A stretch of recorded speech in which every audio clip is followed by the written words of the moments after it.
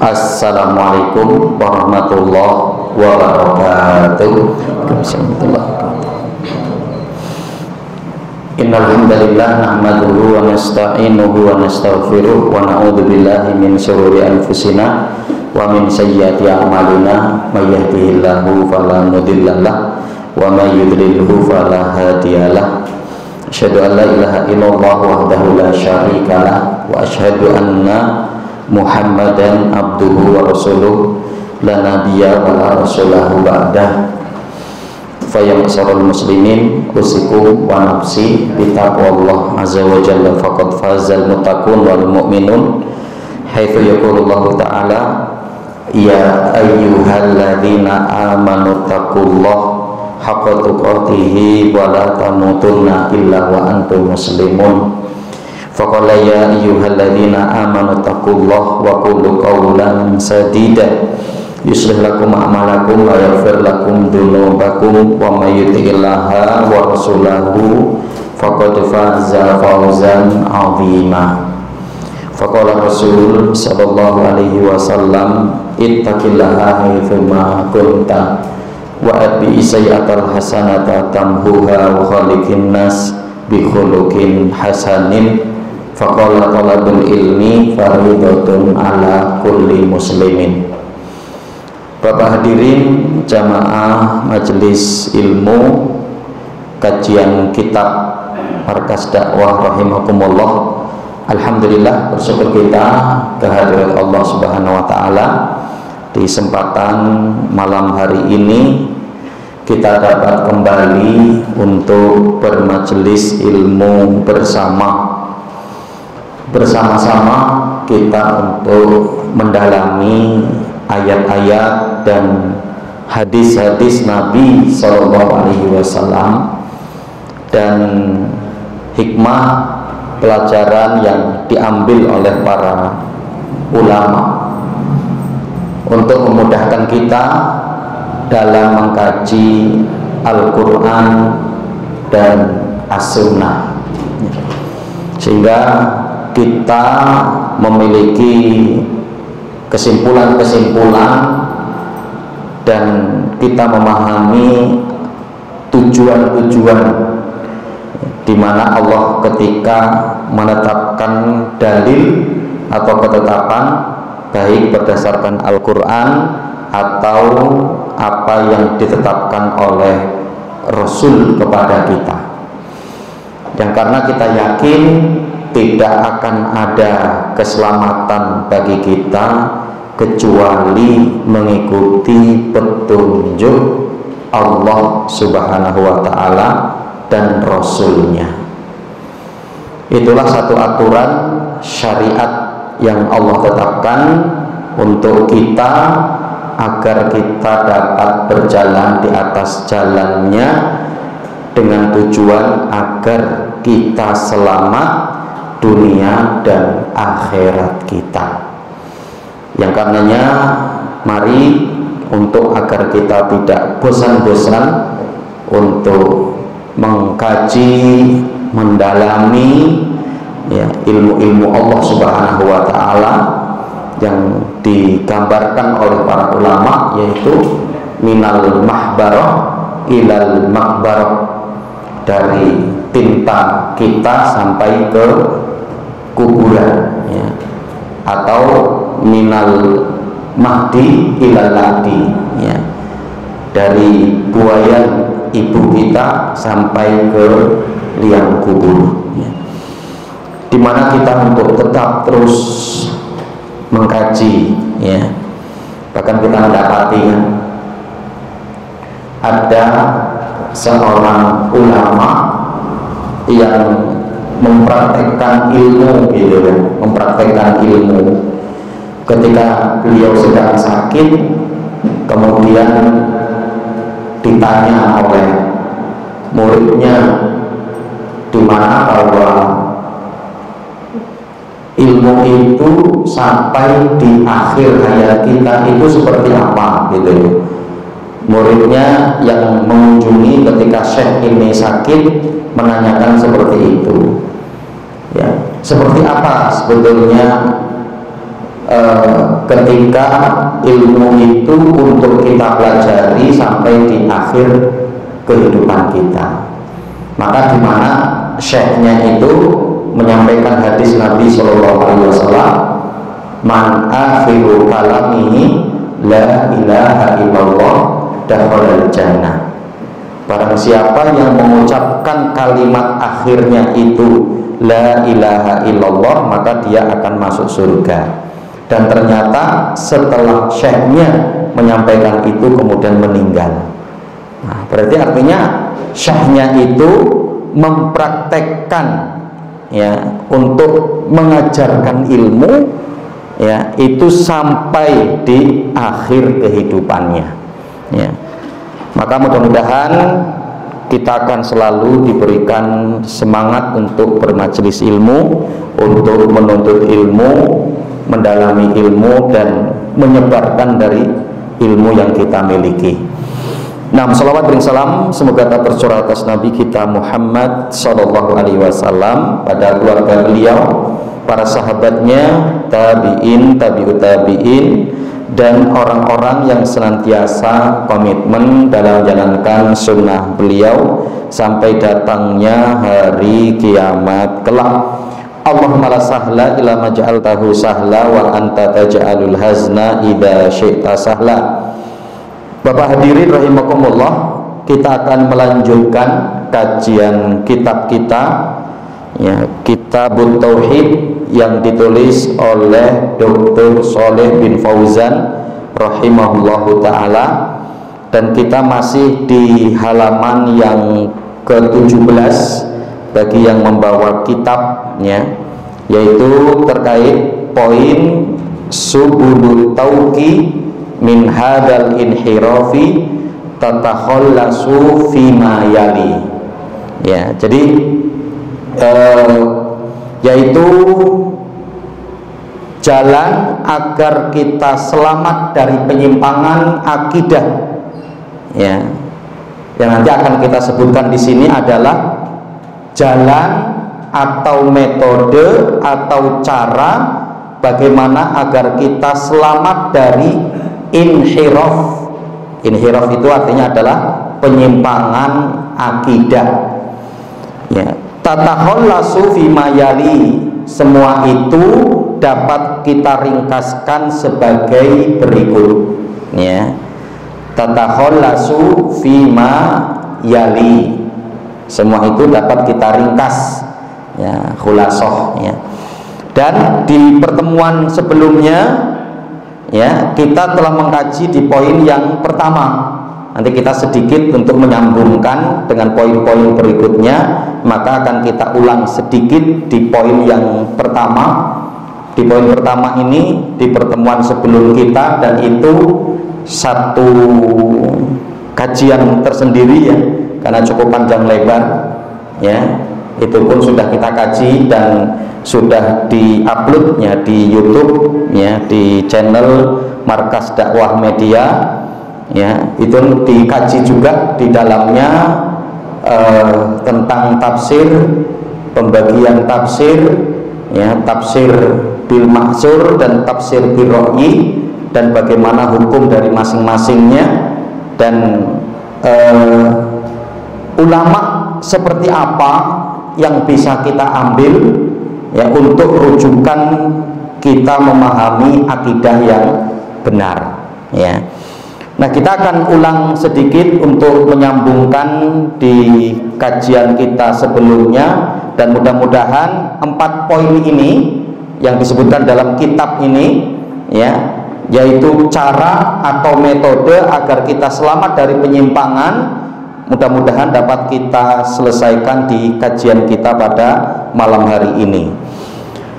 Yang pertama, ini sudah kita kaji di pertemuan sebelumnya, yaitu ar-ruju'u ila kitabillahi azza wa jalla wa ila sunnati rasulihi sallallahu alaihi wasallam litalqiyal i'tiqadu as-sahih minhuma, yaitu cara atau metode pertama ya, agar kita selamat dari penyimpangan akidah. Artinya agar akidah kita tetap terjaga dan kita tidak menyimpang dari akidah yang lurus, itu adalah kembalinya kita kepada kitabullah, yaitu Al-Quran, dan kepada sunnah Rasulnya, ya. Litalqiyal i'tiqad as-sahih minhuma, agar dimana kita dapat mendapati atau memperoleh i'tiqad as-sahih, yaitu apa? Keyakinan yang sahih, keyakinan yang benar. Minhuma, darinya ini kembali kepada kitabullah dan sunnah Rasulnya. Kama kana salafu soleh yastamiduna aqidatahum minhuma, sebagaimana salafus soleh, ya, generasi-generasi salafus soleh yang mereka menyandarkan akidah mereka kepada keduanya, yaitu kepada Al-Quran dan sunnah, ya. Dan kemarin sudah kita kaji di pertemuan sebelum kajian kita ini, ya, yaitu kaitan dengan salafus soleh, ya, salafus soleh, ya. Walan yasluha akhiru hadhil ummah illa ma aslaha awwaluha, ya, karena umat ini tidak akan mungkin baik kecuali mengikuti apa yang telah baik dari umat-umat sebelumnya, ya. Jadi jelas kita untuk yakin, untuk mengikuti daripada ulama salaf, karena mereka telah mendapatkan jaminan dari Rasulullah. Khairukum qurni tsummal ladzina yalunahum tsummal ladzina yalunahum, sebaik-baik kalian, kata Rasulullah, adalah generasiku, kemudian generasi setelahnya yaitu tabi'in, dan generasi setelahnya yaitu tabi'ut tabi'in, ya. Yang nanti kalau kita akan melihat secara garis besar, para ulama membagi generasi itu secara umum, itu kan adanya dua generasi, generasi salaf dengan generasi kholaf. Generasi salaf kemarin adanya pendapat para ulama diakhiri pada imam siapa? Generasi salaf pada generasi Imam Ahmad bin Hambal, di sekitar beliau di 241 Hijriyah, ya. Makanya kemarin pun kita juga mengkaji terkait dengan 3 perjalanan, perjalanan hukum-hukum dalam Islam, ya, dengan adanya 4 kurun, ya, 4 generasi. Generasi siapa aja kemarin? Yang pertama adalah generasi, ya, generasi Nabi, ahdun Nabi, ya, yaitu generasi Nabi, ya, Shallallahu Alaihi Wasallam. Kemudian yang kedua generasi sahabat, ya. Kemudian yang ketiga generasi tabi'in dan tabi'ut tabi'in, yang dikenal dengan asru at-tadwin, ya, yaitu masa pembukuan. Ya, jadi masa pembukuan itu nanti banyak terjadi di masa tabi'in dan tabi'ut tabi'in. Termasuk adalah di situ masanya Imam Ahmad bin Hambal, ya, di masanya Imam Ahmad bin Hambal, ya. Kemudian yang keempat adalah asru at-taklid, ya, yaitu masa taklid. Masa taklid itulah masa kita, artinya masa setelah masa salaf, ya. Jadi setelah generasi Imam Ahmad ke belakang, kalau kita akan menandai masa salaf itu sampai Imam Ahmad bin Hambal, ya. Jadi kalau kita kemarin untuk membuat garis mudahnya adalah sampai di generasi ketiga atau abad ketiga, ya. Kalau Imam Ahmad kan 241, ya, berarti ya 50, kita anggap saja sampai 300, berarti di abad tahun ya, di abad ketiga ya, di abad ketiga. Nah baru nanti setelahnya itu adalah generasi kholaf ya. Jadi dimana bahwa umat ini tidak akan mungkin ya bisa untuk baik kecuali mengikuti apa yang telah baik ya. Dan konsep tadi dengan pembagian 4 generasi tadi sampai yang keempat tadi adalah yaitu apa, ahdu taklid ya. Ahdu taklid ya itu adalah dari kholaf sampai kepada kita, sampai nanti akhir, yang dimana konsep kita untuk taklid. Taklid kepada siapa? Pada generasi salaf ya, generasi yang mereka selalu berpatokan kepada Al-Quran dan Sunnah, terutama ketika berbicara tentang masalah akidah ya. Ma'al itlaqi ala aqaidil firaqi al-munharifah wa ma'rifati subbahihim liradi wa tahdhir minha ya, yaitu ma'al itlaq. Itlaq itu artinya secara umum ya, dengan konsep secara umum ya, ala aqaid al-firaq al-munharifah ya, dimana ya, dimana mereka generasi salaf itu telah mewanti-wanti kita untuk agar tidak terjerumus kepada firqah-firqah yang menyimpang. Wa ma'rifati subahihim, dan kita untuk mengetahui tentang syubhat mereka ya.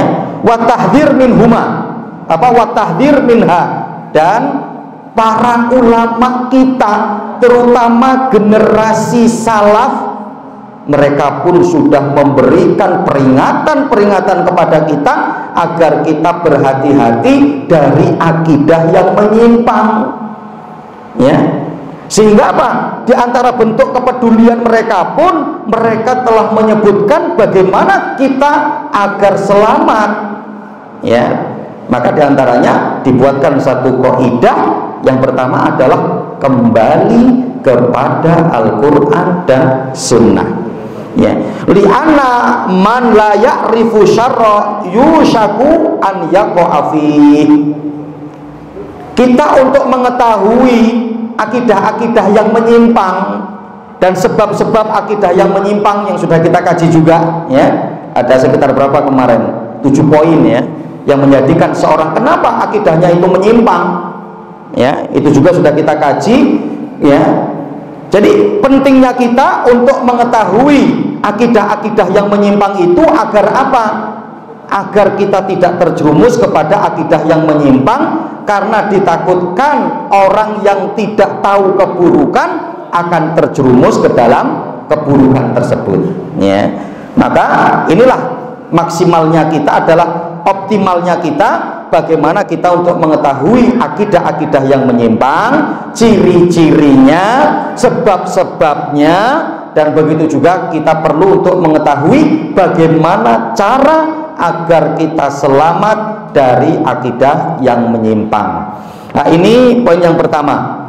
Kemudian poin yang kedua ya, al-inayatu ya, seperti kemarin ya, ini isim pertama, jadi dia tidak berubah dengan harokat dhammah karena pakai alif dan lam. Sebagaimana kajian kita bahwa alif dan lam selama-lamanya tidak bisa bertemu dengan tanwin ya. Al-inayatu bukan al-inayatun, enggak ada ya. Al-inayatu bitadrisil aqidati as-sahihati ya, untuk dimana kita memiliki inayah. Inayah itu artinya perhatian khusus.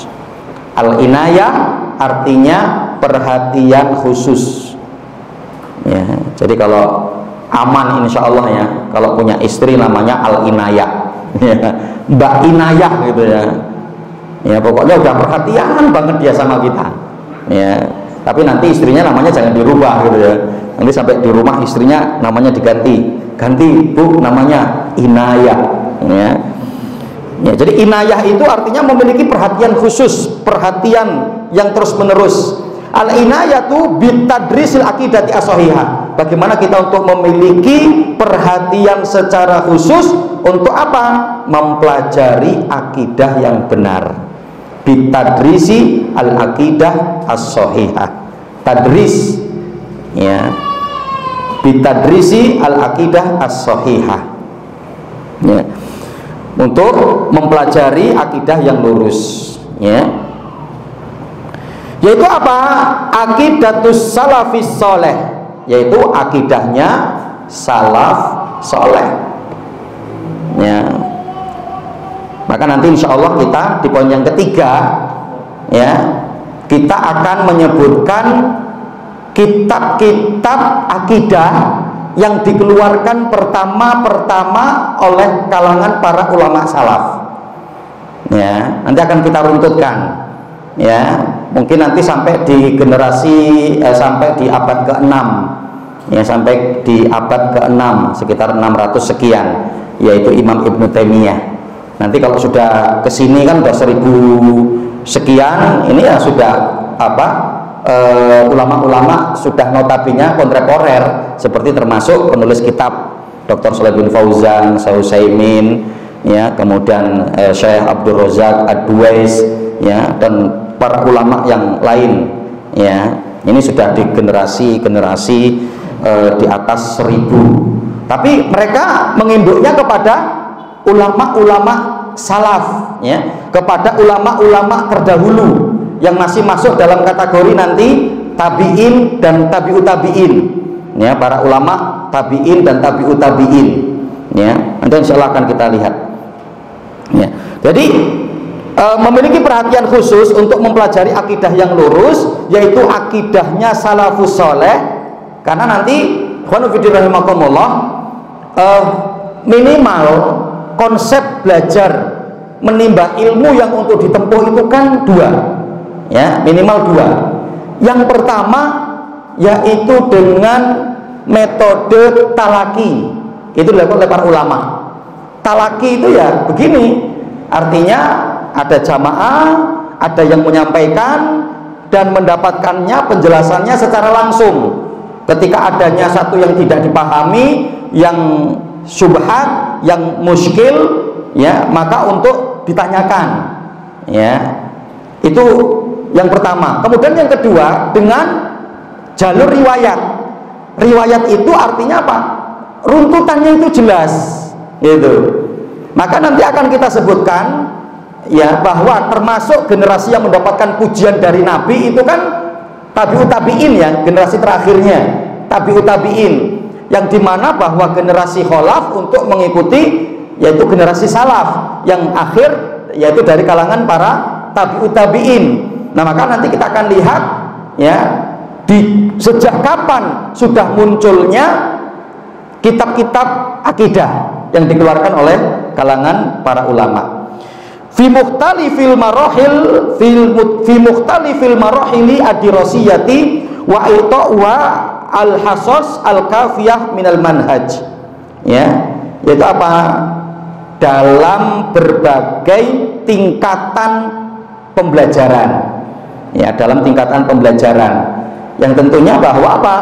Tingkatannya pun berproses, gitu, ya. Maka diantaranya apa yang sudah diterapkan di pondok-pondok pesantren itu kan, ya, pakai dari akidah apa namanya mubtadiin, akidah-akidah pemula, gitu, ya.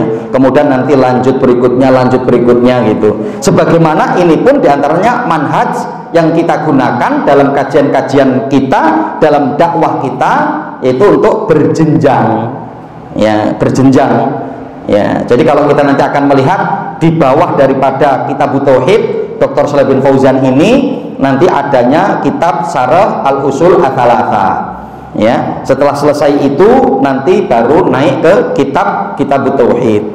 Nanti setelah selesai kitab ini 3 jilid bisa naik lagi di jenjang berikutnya, yaitu apa namanya Syarah Kitab Tauhid Fathul Majid, ya, Syekh Abdurrahman Al-Utsyaikh. Kemudian nanti bisa naik lagi Al-Aqidah Al-Wasithiyah Imam Ibnu Taimiyah. Nanti bisa naik lagi kitab Syarah Al-Aqidah At-Thahawiyah. Itu nanti semakin naik itu udah Masya Allah, agak lumayan. Bisa jadi kita membaca itu sekali itu belum paham, 2 kali kadang bisa juga belum paham. Ya, apalagi nanti di Al-Aqidah Al-Wasithiyah Imam Ibnu Taimiyah itu sekitar berapa persen ya? Mungkin sekitar hampir 50% itu berbicara tentang tauhid asma wa sifat. Nah, kan agak lumayan itu ya. Kalau kita mengkaji tentang masalah akidah, berbicara tentang tauhid asma wa sifat, wah itu butuh kejernihan pikiran, perlu konsentrasi ya, karena akan mengkaji perkara-perkara yang agak mendalam dan berbicara tentang Allah, yang kalau kita tidak hati-hati akan terjerumus kepada kesalahan pemahaman dalam memahami tauhid asma wa sifat ya. Yaitu apa? Dalam tingkatan marohil. Marohil itu marhalah itu tingkatan. Dirosiyah, tingkatan pembelajaran, proses gitu, berjenjang ya. Wa iqta'uha al-hassasi al-kafiyah minal manhaj ya, dimana kita untuk memberikan, mencurahkan perhatian kita, waktu kita secara serius, secara sempurna ya, bagaimana kita untuk mendalami manhaj yang sempurna ini, manhaj yang selamat ini ya. Nah ini untuk poin yang kedua ya, poin yang kedua. Adapun poin yang ketiga, antukorriro dirasatal kutub as-salafiyah as-sofiyah. Jadi metodologi atau cara agar kita selamat dari penyimpangan akidah dan agar akidah kita tetap murni, akidah kita tetap terjaga ya, sesuai dengan akidah yang benar, akidahnya para ulama salaf, akidahnya para ulama, yaitu apa? Kita untuk menetapkan antukorriro, korroro yukorriru, itu artinya menetapkan. Hendaklah di mana Pak? Kita untuk menetapkan buku-buku yang kita pelajari itu adalah buku salafiyah as-sofiyah. Itu apa? Bukunya para ulama salaf yang bersih gitu ya, yang masih murni, yang masih lurus ya, tidak kemudian adanya penyimpangan. Nah, maka coba akan kita lihatnya. Jadi di sini kalau sebagaimana dalam kajian kita generasi salaf ya, itu diakhiri pada masa Imam Ahmad bin Hambal di sekitar 241 Hijriah. Dan kalau mau kita bulatkan ya, mungkin sampai di abad ketiga ya, abad ketiga ya, di abad ketiga berarti sekitar di tahun 300 Hijriah, jadi 300 ke bawah. Maka kita nanti di sini akan melihat di sini sudah ada minimal 3 ulama yang menulis kitab tentang akidah. Yang pertama Imam Ahmad bin Hambal, yaitu dengan judul buku Syarhus Sunnah ya. Jadi yang pertama ya, kaitan dengan ya,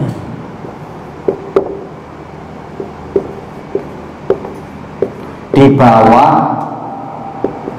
abad ketiga ya, yaitu adanya Imam Ahmad dengan judul buku beliau Syarhu Sunnah. Nah, jadi artinya ketika nanti kita mendalami kitab ini dan para ulama nanti merujuk kepada kitab ini, berarti ini masih kitab yang murni gitu ya, artinya kitab yang masih merujuk kepada generasi salaf gitu kan, karena generasi terakhir dari Imam Ahmad yaitu generasi salaf. Kemudian Imam Al-Bukhari Imam Al-Bukhari itu 256 ya, 256 berarti kan masih ya di bawah abad ketiga, jadi masih nggak jauh dari Imam Ahmad ya, dengan beliau membuat satu kitab, Kitabut Tauhid fil Jami' As-Shahih. Yang kedua Imam Al-Bukhari ya, dengan Al-Jami'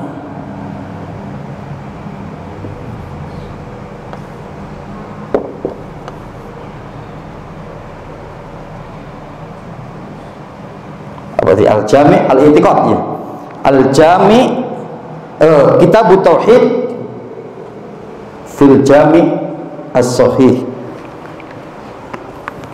Mana penghapusnya?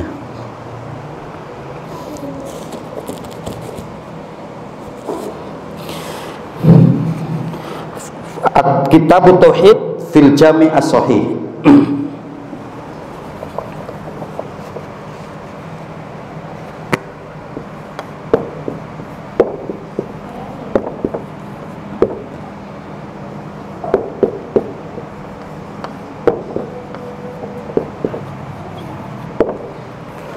Nah, ini Imam Al-Bukhari ya, berarti masih di bawah abad ketiga.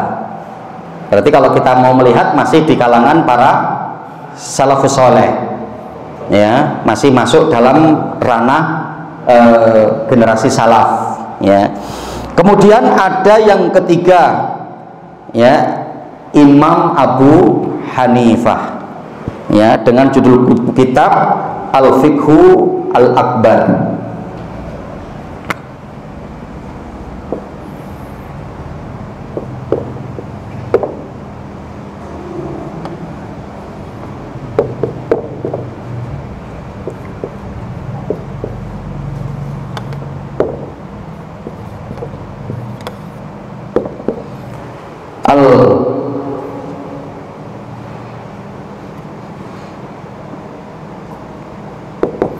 Al-Fiqhu Al-Akbar ya, jadi meskipun di situ bahasanya Al-Fiqhu Al-Akbar, tapi itu rujukan-rujukan ini apa namanya, ada di kitab yang ditulis ya oleh ulama yang beliau juga memperdalam tentang masalah akidah ya, tentang masalah akidah ya, itu di apa namanya, Al-Firaq Al-Ma'asirah ya. Nah, nanti ini adanya Imam Abu Hanifah. Imam Abu Hanifah tahun berapa? Karena meninggalnya Imam Abu Hanifah itu lahirnya Imam Asy-Syafi'i ya, 150 ya, berarti masih masuk di generasi salaf ya, masih masuk di generasi salaf, karena termasuk imam yang paling tua kan, Imam Abu Hanifah. Nah, ini yang di bawah abad ketiga ya, ini yang di bawah abad ketiga.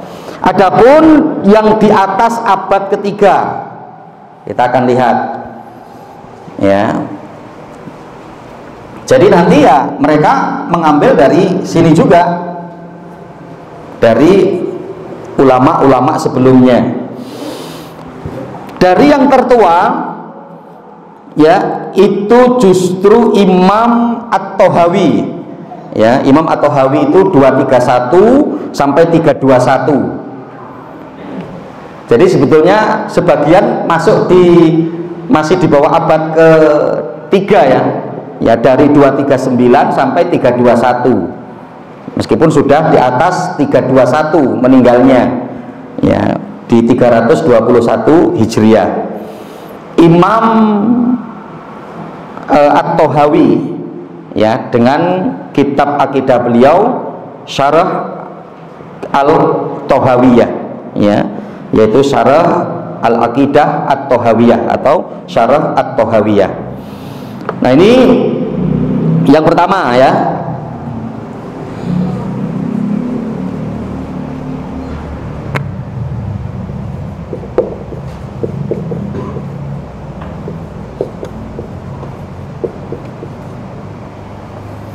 Pertama,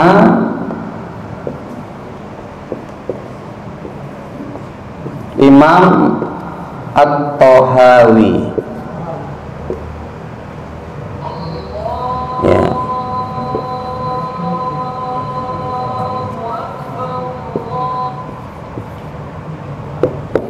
Dengan judul kitab Al-Aqidah At-Tahawiyah.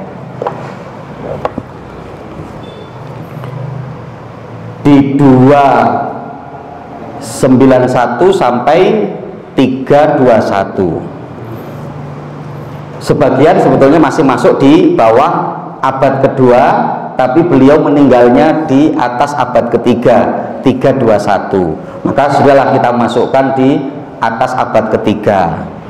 Ya, ini yang muncul baru-baru muncul dari kitab-kitab akidah. Ya.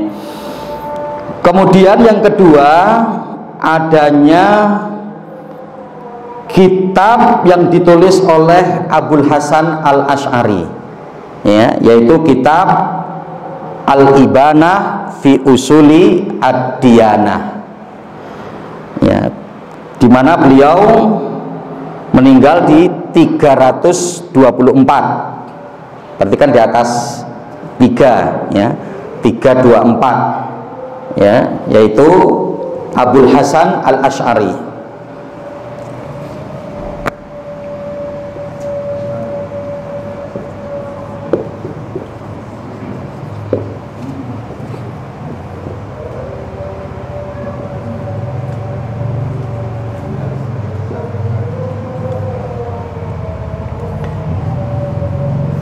Dengan judul buku Al-Ibanah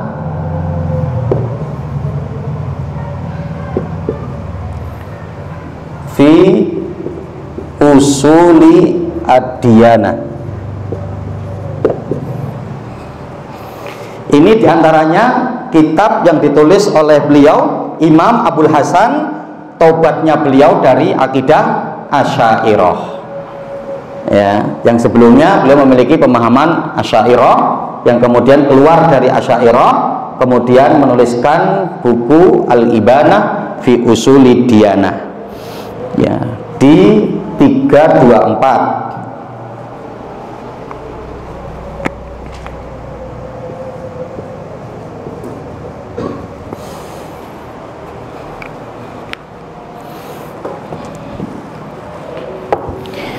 Yang ketiga, adanya kitab yang ditulis oleh Imam Al-Lalikai, Imam Al-Lalikai, dengan judul buku, ya, Usulu I'tiqadi Ahlus Sunnah wal Jamaah, ya. Ini di 418 Hijriah, ya. Beliau yang wafat pada 418 Hijriah. Ya, kita stop dulu, tapi mungkin nanti kita lanjut setelah adzan sebentar. Sekalian, kita mulai kembali. Alhamdulillah, wassalatu wassalamu ala Rasulillah wa ala alihi wa sahbihi wa man wala. Allahumma la sahla illa ma ja'altahu sahla wa anta taj'alul hazna idza syi'ta sahla. Bapak Ibu rahimani wa rahimakumullah, ya, itu tadi kita telah mengkaji terkait dengan cara agar kita selamat dari penyimpangan akidah, dan di sini pun disebutkan kita dapat meringkasnya sebagai berikut, ada 4 poin, ya. Kita tadi sudah sampai di poin yang ketiga, yaitu antukariro dirasatul kutubi as-salafiyati as-sofiyati. Bagaimana kita untuk bisa menetapkan buku-buku kitab-kitab salafiyah yang masih jernih, ya, yang masih lurus, ya. Dan tadi, ya, kita telah menyebutkan agar dimana kita juga memahami terkait dengan kitab-kitab akidah yang ditulis oleh para ulama-ulama terdahulu, ya. Yang karenanya kalau kita tadi melihat dari kalangan para ulama salaf, ya, itu ada 3 kitab, ya, yaitu diantaranya adalah kitab yang ditulis oleh Imam Ahmad, ya, yaitu dengan Syarh Sunnah. Ada juga kitab yang ditulis oleh Imam Abu Hanifah, ya, yaitu dengan judul kitab yang ditulis oleh Imam Abu Hanifah, ya, itu dengan judul kitab apa tadi? Apa? Ya, Fiqhu Al-Akbar, ya. Kemudian juga ada kitab yang ditulis oleh Imam Al-Bukhari, ya, Kitab Tauhid fil Jami' As-Sahih, ya. Nanti kita dapat merujuk juga diantaranya bahwa mereka ini telah menulis dari kitab-kitab akidah, ya. Ada sebuah buku juga yang berjudul Mabahis fi Aqidati Ahlussunnati wal Jamaah yang ditulis oleh Nasir bin Abdul Karim Al-Aqal, ya. Di situ dia menyebutkan juga kaitan dengan kitab-kitab para ulama terdahulu yang menulis tentang kitab-kitab masalah tauhid, ya. Di antaranya juga adalah Imam Abu Hanifah. Dan kita tadi juga sudah melihat di abad setelahnya, ya, berarti bisa kita kategorikan di abad kholaf yang mengikuti dari ulama salaf, ya. Kita tadi sudah menyebutkan 3, ya. Satunya adalah Imam Al-Lalikai dalam kitab beliau, ya, yaitu Usulu I'tiqadi Ahlussunnati wal Jamaah, ya. Ini di tahun 418, ya, Hijriah. Berarti sudah di atas abad ketiga, ya. Bahkan sebutkan, ya, karena yang pertama tadi, ya, Imam At-Tahawi dalam kitab Aqidah At-Tahawiyah, kemudian Abu Hasan Al-Asy'ari kitab Al-Ibanah di Usuli Ad-Diyanah.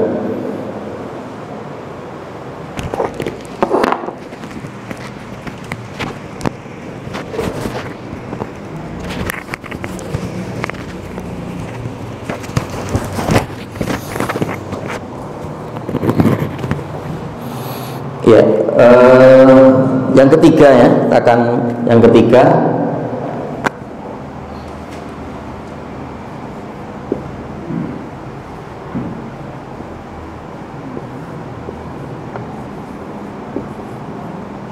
Al-Lalikai dalam judul buku beliau Usulu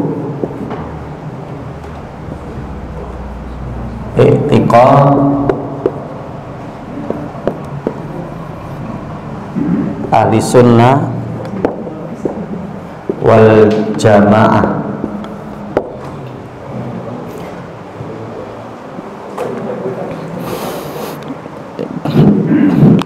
Di 418 Hijriah, Imam Al-Lalikai, ya, Usulu I'tiqadi Ahlussunnati wal Jamaah. Kemudian kita di poin yang keempat berikutnya adalah Aqidatus Salaf Ashabul Hadis. Ini ditulis oleh Imam As-Sabuni, ya, 449.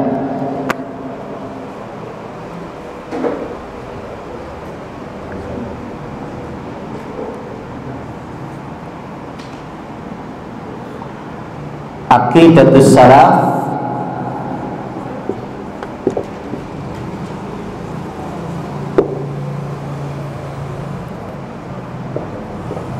Ashabul Hadis, Imam As-Sabuni.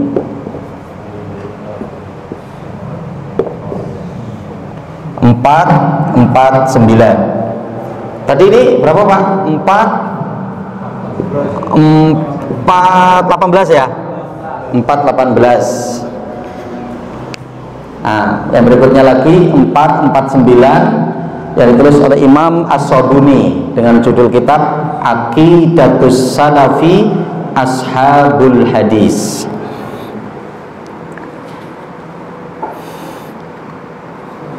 Yang kelima,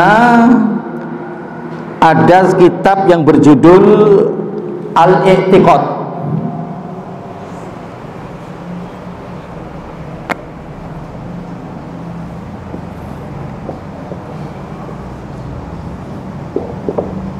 Al-I'tiqad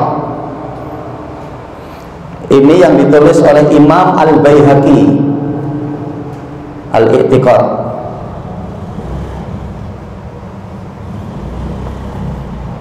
Al-Baihaqi dengan judul kitab Al-I'tiqad ya, di tahun 458.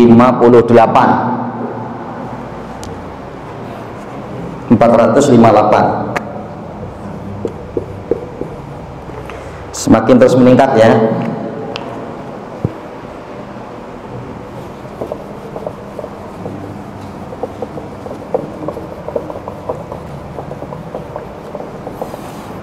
Yang keenam, nah ini yang terakhir kita sampaikan di poin yang keenam, yaitu kitab Al-Iman.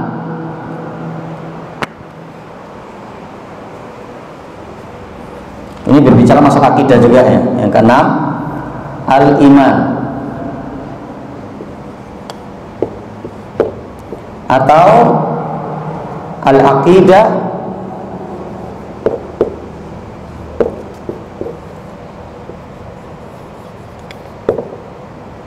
Al-Wasitiyah. Al-Wasitiyah ini ditulis oleh Imam Ibnu Taimiyah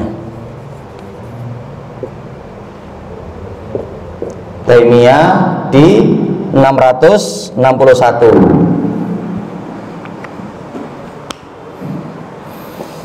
Jadi kalau nanti kita udah semakin kesini, kitab-kitab yang sudah masyhur sebetulnya kan, semakin kesini kitab-kitab yang masyhur ya.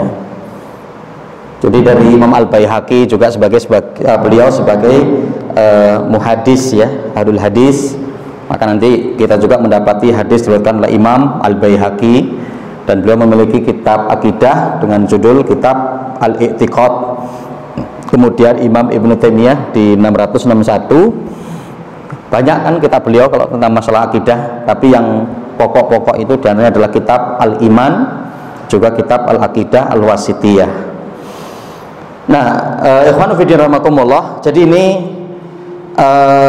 kita telah menyebutkan terkait dengan kitab-kitabnya para ulama ya, yang sehingga di poin yang ketiga tadi bahwa agar akidah kita selamat, tetap berada di akidah yang lurus, tidak menyimpang dari akidah kita, adalah untuk menetapkan kitab-kitab atau kita mempelajari kitab-kitab salafiyah as-safiyah ya, yaitu kitab-kitab salaf yang masih murni, yang sehingganya tadi kita sudah meruntutkan ya, kita sudah meruntutkan dari generasi ulama yang di abad 3 yang notabene mereka adalah masih di ulama salaf, kemudian di generasi di atas 3 abad ketiga yang digolongkan dengan generasi kholaf ya, dan sampai kita tadi di tahun 661 Hijriah, yaitu Imam Ibnu Taimiyah, dan dengan buku beliau Al-Aqidah Al-Wasitiyah, juga kitab Al-Iman, ada juga beliau menulis buku Aulia Baina Aulia Ir-Rahman wa Aulia Isyaiton ya, dan masih banyak sekali, banyak yang lagi ya, banyak yang lain, Minhajus Sunnah An-Nabawiyah juga termasuk ditulis oleh Imam Ibnu Taimiyah. Beliau lebih banyak juga nanti menulis kitab-kitab tentang akidah. Ya, nanti baru ada murid beliau Imam Ibnu Qayyim, ya, dan bukunya sangat masyhur yang banyak ya kita temui, sudah diterjemahkan juga, banyak yang sudah diterjemahkan, ya. Maka nanti tadi kalau kita ingin mendalami lagi dari kitab-kitab awal dari generasi salaf kemudian ke generasi kholaf yang berbicara tentang masalah akidah, nanti kita bisa merujuk ke dalam kitab tadi ya, Mabahis fi Aqidati Ahlus Sunnati wal Jamaah, ya, dan yang dimana kitab ini ditulis oleh Syekh Nasir bin Abdul Karim Al-Aqal. Kita lanjutkan ke kitabnya. Nah, ini untuk poin yang ketiga, ya, antuqarrira dirasatal kutub as-salafiyah as-safiyah, di mana kita untuk mengkhususkan, menetapkan, mempelajari kitab-kitab salaf yang masih murni, yang masih lurus, wa yabta'idu an kutubi al-firaqi al-munharifati, ya, dan kita bagaimana dapat untuk menjauhi, wa yabta'id, ibta'ada yabta'idu, menjauhi, an kutub, dari kitab-kitab al-firaq, ya, firqah-firqah al-munharifah, yang menyimpang, ya.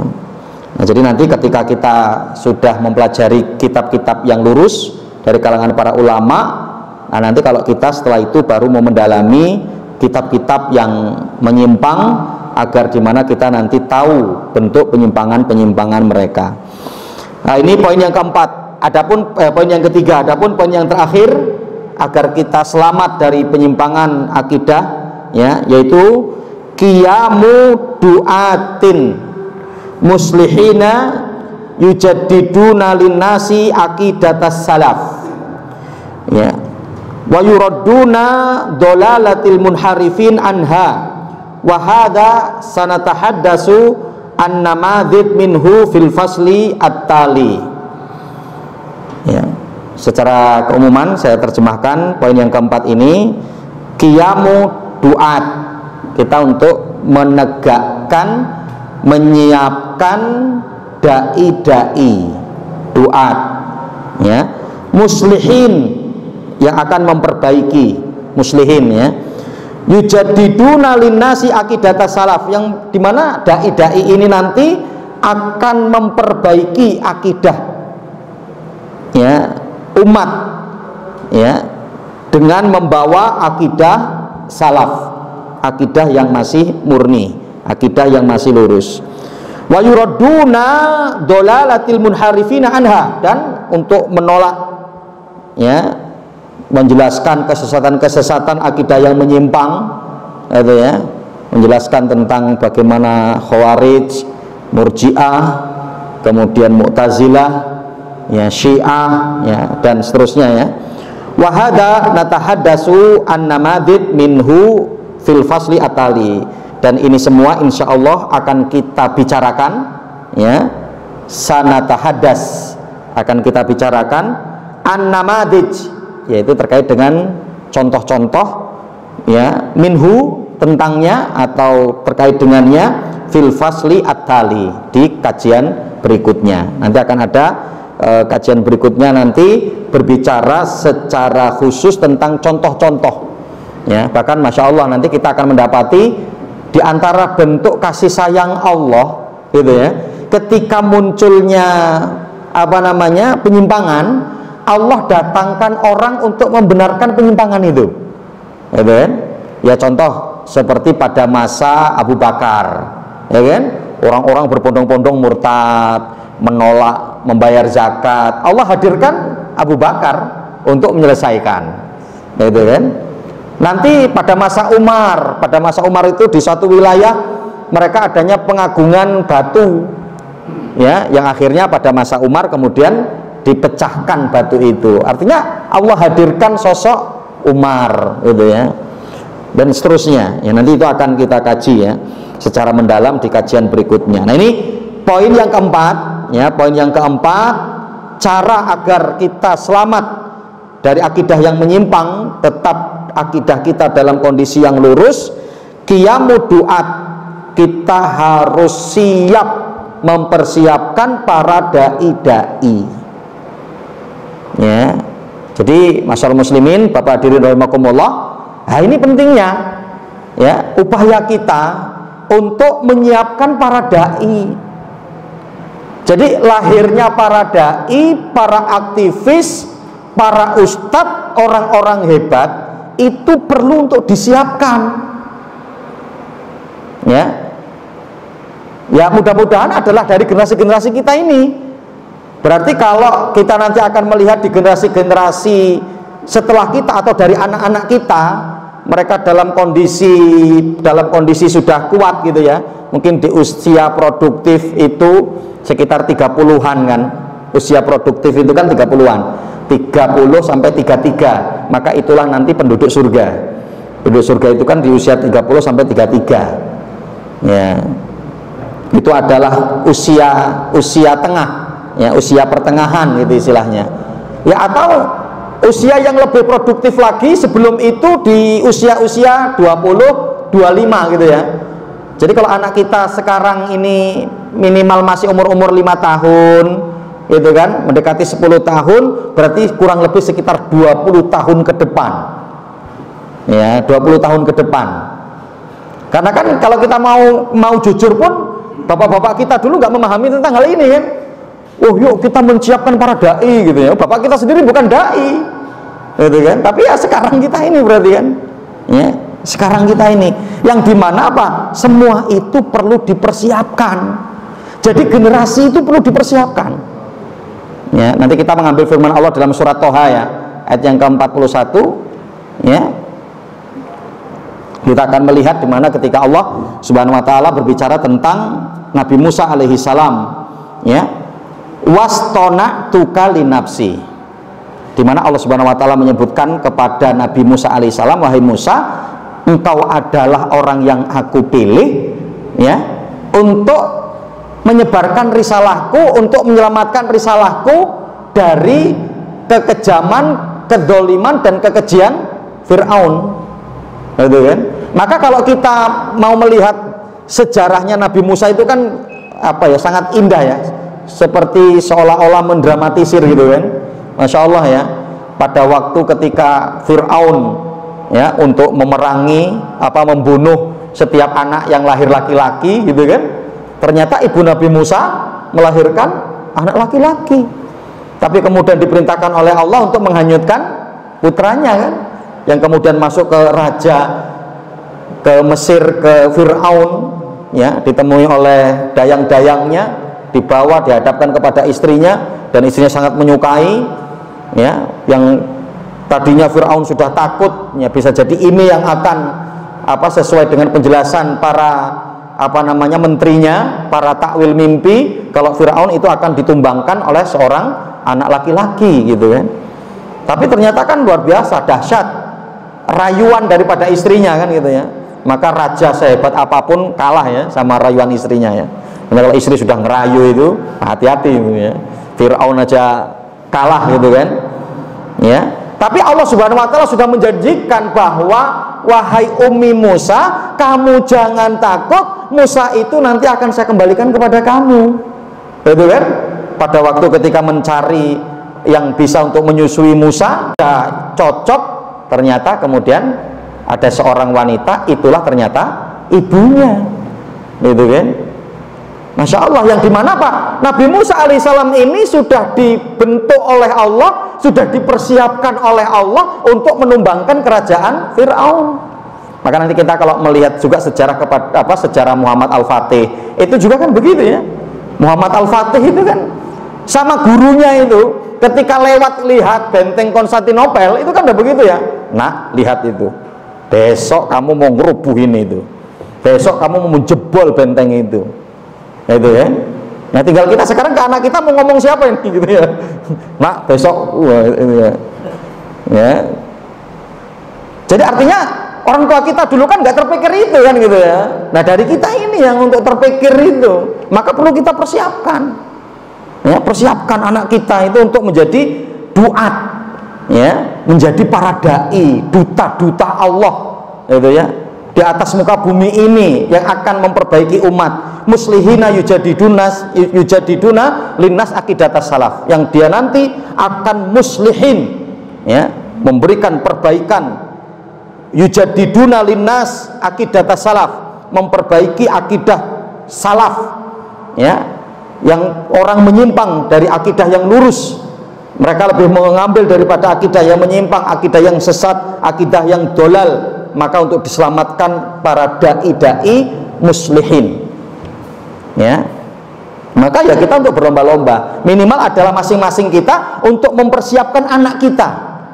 Nah, nanti tinggal mau kita titipkan kemana anak kita ini, yang mereka nanti akan menjadi calon-calon duat.